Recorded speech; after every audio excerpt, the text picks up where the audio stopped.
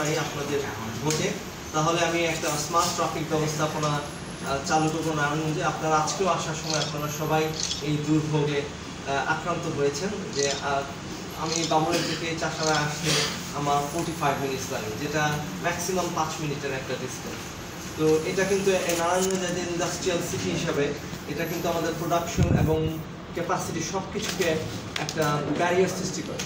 তারপরে দ্বিতীয়টা হচ্ছে উন্নত ড্রেনেজ সিস্টেম। আমরা দেখি যে একটু বৃষ্টি হলেই, বন্যা দূরে থাক, একটু বৃষ্টি হলে আমরা রাস্তাঘাটে চলাফেরা করতে পারি না।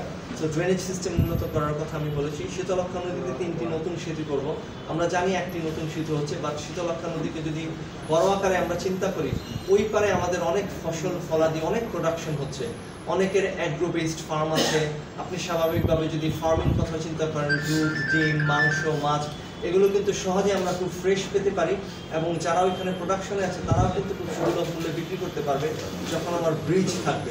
তাছাড়া আমাদের যাতায়াত ব্যবস্থা আরও স্মুথ হবে। ওইখান থেকে অসুস্থ রোগীরা নারায়ণগঞ্জে বা ঢাকায় আসতে গেলে তাদের একটা এই নদী পারাপারের সময় একটা ঝামেলা সৃষ্টি হয় বা বিলম্ব সৃষ্টি হয়। তো এগুলো থেকে মুক্তি পাওয়ার জন্য আমি চিন্তা করছি যে আর 3টি নতুন সেতু তৈরি করব, এবং এটা কিন্তু শুধু ইনভেস্টমেন্ট না, এটা আমার ইকোনমিক ডেভেলপমেন্টের জন্য একটা গুরুত্বপূর্ণ ভূমিকা পালন করবে। নদীর তীরে আমি 1000 আবাসন প্রকল্প করবো। আমি লন্ডনে দেখেছি নদীর তীরে সবচেয়ে এক্সপেন্সিভ ফ্ল্যাট বা হাউসগুলো হয়, এবং নদীর তীর ঘেঁষে আপনার হাঁটলে সারাদিন চলে যাবে, আপনি একটু বোরিং ফিল করবেন না। এবং আমাদের দেশ থেকে, পৃথিবীর বিভিন্ন দেশ থেকে কিন্তু থেমসের পারে, সেন নদী, প্যারিসে বিভিন্ন, আমরা London, Paris, Shanghai, Singapore, Dubai যাই বলি, এগুলো সবই কিন্তু নদীর তীরে এই বড় বড় শহর সিটিগুলো তৈরি। তো আমাদের শীতলক্ষ্যা এত সুন্দর একটা নদী, আমাদের সেই অতীতকাল থেকে এখানে পোর্ট আছে, আমাদের রেলওয়ে স্টেশন আছে, কিন্তু কোনোটাই আজ সেভাবে নেই। তো এগুলো আমরা আধুনিকরণ করবো। নদীর তীরে যদি আমরা 1000 আবাসন করতে পারি, সেগুলো সুলভ মূল্যে বিক্রি করলে আমরা হাজার হাজার কোটি টাকা সেখান থেকে মুনাফা অর্জন করতে পারবো, যেটা সিটি কর্পোরেশন বা আমাদের সরকারি কোষাধ্যক্ষে যাবে, এবং সেখান থেকে আমরা আরও উন্নয়নমূলক কাজ করতে পারবো। আন্তর্জাতিক মানের মা ও শিশু হাসপাতাল করতে পারবো। এটা একটা ভেরি ইম্পর্টেন্ট।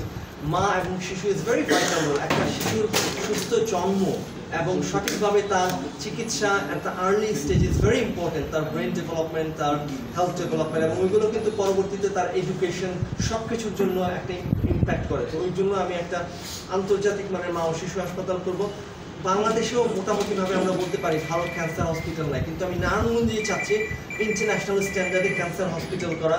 হৃদরোগ ও কিডনি হাসপাতাল নিয়ে আমাদের কোনো কিছু হলেই, কমপ্লিকেশন হলেই আমাদের ঢাকা অথবা তার বেশি করে কিছু হলে আমাদের India, Singapore, Thailand, according to আমাদের ক্যাপাসিটি, বা লন্ডন, আমেরিকা, ওইসব জায়গায় যেতে হয়। আমি চাচ্ছি এগুলো বন্ধ করতে, কারণ এগুলো কিন্তু আমাদের নিজস্ব অর্থ বাইরে চলে যাচ্ছে।